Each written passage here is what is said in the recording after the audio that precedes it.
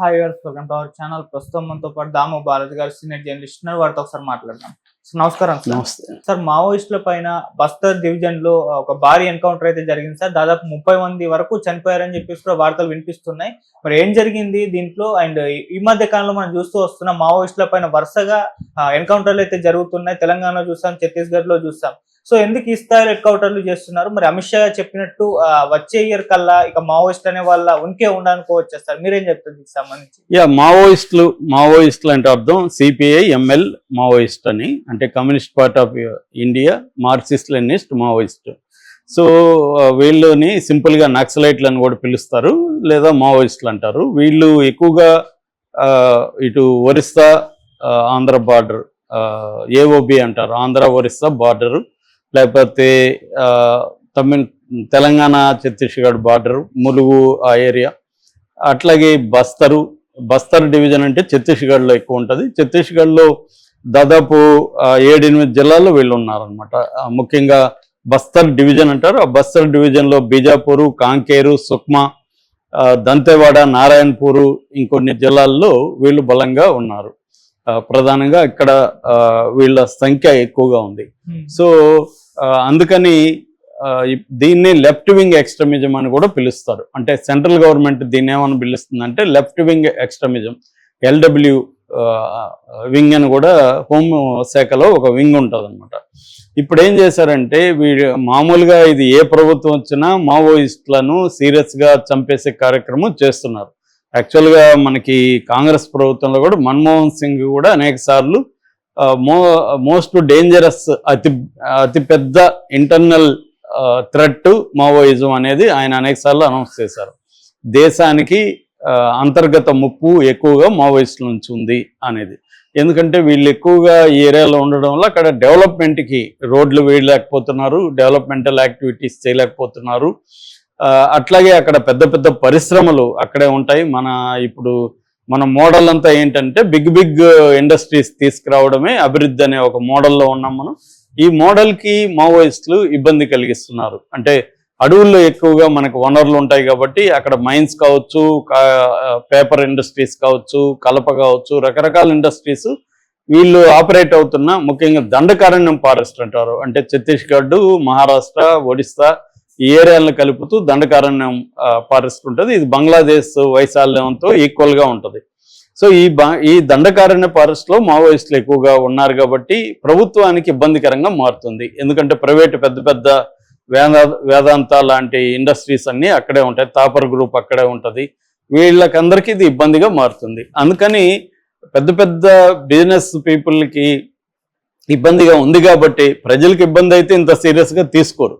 So mega ఇండస్ట్రీస్కి వీళ్ళు మావోయిస్టుల తలనొప్పిగా మారారు కాబట్టి ఈ ప్రభుత్వం, బీజేపీ ప్రభుత్వం సీరియస్గా తీసుకునింది. నెక్స్ట్ ఇయర్ మార్చి 31కి 2026 మార్చి 31కి మావోయిజం అనేది వినబడదు, మావోయిజం విముక్త భారత్ అని మేము క్రియేట్ చేస్తామని అమిత్ షా కేంద్ర హోంమంత్రి అనౌన్స్ చేశాడు. దాన్ని బేస్ చేసుకొని ఇప్పుడు ఏంటంటే రకరకాల ఆపరేషన్ ప్రహార్ అని, ఆపరేషన్ కంకర్ అని రకరకాల పేరుతో దిగారు. ఈ మధ్యకాలంలో విపరీతంగా ఛత్తీస్గఢ్ ఏరియాలో ట్రైనింగ్ క్యాంప్స్ పెట్టారు. అంటే జంగిల్ ట్రైనింగ్ అంటారు. వాళ్ళకి అక్కడ ఆపరేట్ అవుతున్న కొన్ని సంస్థలు ఉంటాయి అన్నమాట. పారామిలిటరీ బలగాలు ప్రధానంగా ఉంటాయి. CRPF, central reserve police force కానీ, కోబ్రా అంటారు, commando battalion for resolute action, తర్వాత డిఆర్ఎస్ అంటారు. డిఆర్ఎస్ అంటే district rescue guard, reserve guard. ఈ డిఆర్జీ తర్వాత సిఆర్పిఎఫ్, కోబ్రా, ఈ 3 ఫోర్సెస్. అవి కాకుండా లోకల్ ఫోర్సెస్ ఇవన్నీ కూడా ఎస్టీఎఫ్, తర్వాత గ్రే హౌండ్స్ ఇలాగా ఉంటాయన్నమాట. ఈ ఫోర్సెస్, రకరకాల ఫోర్సెస్కి జంగిల్ ట్రైనింగ్ క్యాంప్స్ ఇంతకుముందు నగరాల్లో, సిటీల్లో ఉండేవి, ఇప్పుడు అడవుల్లోనే క్యాంప్స్ పెట్టేస్తున్నారు, అక్కడే ట్రైనింగ్ ఇస్తారు. ఈ మధ్యకాలంలోనే ఛత్తీస్గఢ్ ఈ బస్తర్ ఏరియాలో 20 కొత్త క్యాంపులు తీసుకొచ్చారు బీజేపీ ప్రభుత్వం వచ్చిన తర్వాత. అంటే పెద్ద ఎత్తున ఫోర్సెస్ని దింపి, వేలాది మందిని దింపి గ్రామాలని అటాక్ చేయడం అనేది జరుగుతుంది. దాని ఫలితం కూడా బాగా వస్తుంది. గత 2 ఏళ్లలోనే 500కు పైన మావోయిస్టుల్ని కేంద్ర బలగాలు చంపేశాయి. ఇందులో దాదాపు 56 మంది చాలా ఇంపార్టెంట్ లీడర్స్ కూడా ఉన్నారు. మొన్న బడే చొక్కారావు అనే తెలంగాణ అతను చనిపోయాడు. అలాగా 56 మంది అంటే డివిజనల్ స్థాయి నాయకులు, రాష్ట్ర స్థాయి నాయకులు, కేంద్ర స్థాయి నాయకులు, ఈ 3 రకాల నాయకులు దాదాపు 56 మంది చనిపోయారు. ఒక నాయకుడు తయారు కావడానికి 20 నుంచి 30 ఏళ్ళు పడుతుంది. ఆ నాయకుడిని చంపేస్తే మళ్ళీ ఇంకొక కొత్త నాయకుడు తయారు కావడానికి చాలా టైం పడుతుంది. అందువల్ల వీళ్ళు ఏం చేస్తున్నారంటే ప్రధానంగా నాయకుల్ని మాత్రం ఏరువేస్తున్నారు. ఎందుకంటే మావోయిస్ట్ పార్టీ అనేది ఐడియాలజికల్ బేస్డ్ పార్టీ, కానీ ఆచరణలో ఐడియాలజీ అనేది ఇప్పుడు ఎక్కువగా మావోయిస్టులలో 90% పైన ట్రైబల్స్ ఉంటారు. ఆ ట్రైబల్స్కి ఎడ్యుకేషనే ఉండదు. ఎడ్యుకేషనే ఉండని ట్రైబల్స్ ఐడియాలజీని ఎలా వంట పట్టించుకుంటారు? కాబట్టి జనరల్గా నాయకత్వ బేస్ చేసుకుని పార్టీలు పనిచేస్తుంటాయి ఈ మావోయిస్ట్ పార్టీ. కాబట్టి నాయకత్వాన్ని ఏరేస్తే కేడర్ని తొక్కేయడం ఈజీ, కేడర్ నిరుత్సాహపడిపోయి సరెండర్ అయిపోతారు అనేది ప్రభుత్వాల పాలసీలు అన్నమాట. సో దానికోసం పెద్ద ఎత్తున పోలీసులు దింపి ఎన్కౌంటర్ల పేరుతో విపరీతంగా చంపేస్తున్నారు. ఇందులో చాలా మంది గిరిజనులు కూడా ఇళ్లలో నుంచి పట్టుకొని వచ్చి కాల్ చేస్తున్నారని వార్తలు వస్తున్నాయి. ఎందుకంటే అకౌంట్లో నెంబర్ ఆఫ్ మావోయిస్టులు చనిపోయినట్టు చూపించాలి కాబట్టి. అలాగా లేటెస్ట్గా ఇప్పుడు ఈ బస్తర్ డివిజన్లో బీజాపూర్, కాంకేర్, బీజాపూర్ దగ్గర జరిగిన ఎన్కౌంటర్లో 26 మంది చనిపోయారు. ఇప్పటికీ 18 బాడీలని రికవర్ చేశారు. ఇంకా బాడీలని రికవర్ చేయాల్సి ఉంది. నిన్న మార్నింగ్ 7 గంటలకి ఎన్కౌంటర్ జరిగింది. దీంట్లో ఇందాక చెప్పిన DRG, district reserve guards, CRPF central reserve police force, తర్వాత COBRA commando battalion for resolute action, ఈ 3 రకాల ఫోర్సెస్ దాదాపు 2000 మందికి పైన పాల్గొన్నారని చెప్తున్నారు. ఎందుకంటే మనకి ఈ బస్తర్ డివిజన్లోనే 92% మావోయిస్టులు అక్కడే ఉంటారు కాబట్టి దాని మీద ప్రధానంగా వీళ్ళు ఫోకస్ చేస్తున్నారు. వీళ్ళు ఇంకోటి ఏంటంటే థర్మల్ ఇమాజినింగ్ కూడా ట్రై చేస్తున్నారు. రాత్రులట్టు కూడా మొత్తం అంటే హైటెక్ దీన్ని ఉపయోగిస్తుంది అన్నమాట సెంట్రల్ గవర్నమెంట్ ఫోర్సులు. అంటే డ్రోన్స్ను ఉపయోగిస్తున్నారు, కొన్ని చోట్ల గద్దల్ని కూడా ఉపయోగిస్తున్నారు. సో డ్రోన్స్ వెళ్ళి ఎక్కడెక్కడ మావోయిస్టుల కదలికలు ఉన్నాయి అవన్నీ చెప్తున్నాయి. అట్లాగే థర్మల్ ఇమాజినింగ్ ఉంది, సర్వైలెన్స్ టెక్నిక్స్, తర్వాత ఎక్కడికక్కడ సెల్ ఫోన్ టవర్స్ కూడా పెట్టుకుంటున్నారు వీళ్ళ కమ్యూనికేషన్స్ పెంచుకోవడం కోసం. సెల్ ఫోన్ టవర్స్ వల్ల 2 ఉపయోగాలు. ఒకటి ఈ సెక్యూరిటీ ఫోర్సెస్ కమ్యూనికేషన్ ఈజీ అవుతుంది. 2 మావోయిస్టులు కూడా సెల్ ఫోన్లు కానీ వాడడం మొదలు పెడితే వాళ్ళని ట్రాక్ చేయడం కూడా ఈజీ అవుతుంది. చాలా మంది ఈ మధ్యకాలంలో సెల్ ఫోన్ వాడి ఆ మధ్య దొరికిపోయారు. ఆ మధ్య రాధక్ అనే ఒక ఆమె కూడా ఎన్కౌంటర్లో చనిపోవడానికి కూడా సెల్ ఫోన్ కారణం అని చెప్పారు. కొంత సెల్ ఫోన్లు వాడాల్సిన అవసరం మావోయిస్టులకు ఏర్పడుతుంటుంది. దాన్ని వీళ్ళు బేస్ చేసుకుని ట్రాక్ చేయడం అనేది కూడా జరుగుతుంది.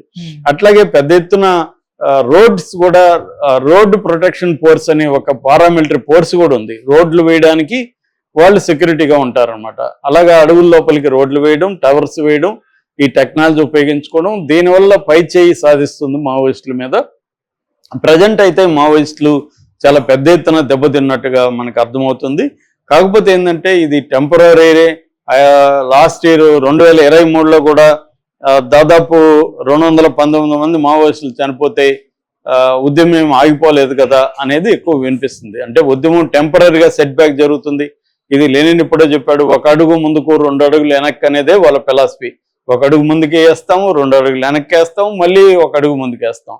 సో కాబట్టి ఒకడు బతుకున్నా ఇంకొకడిని తయారు చేస్తాడు, వాడు ఇంకొకడిని తయారు చేస్తాడు. కాబట్టి ప్రజలకు సమస్యలు ఉన్నంత కాలం మావోయిస్టు మూమెంట్ ఉంటుంది అనేది ఒక విశ్లేషణ అనమాట. మావోయిస్టు ఉద్యమాన్ని అనాలిసిస్ చేస్తున్న సీనియర్స్ చెప్పేది ఏంటంటే ప్రజలకు సమస్యలు ఉన్నంత వరకు మావోయిస్ట్ మూమెంట్ని కంప్లీట్గా తుడిచిపెట్టడం సాధ్యం కాదు. అది గతంలో చాలామంది ఇలాంటి ప్రతిజ్ఞలు చేశారు, వాళ్ళు ఎవరు కూడా సక్సెస్ అవ్వలేదు.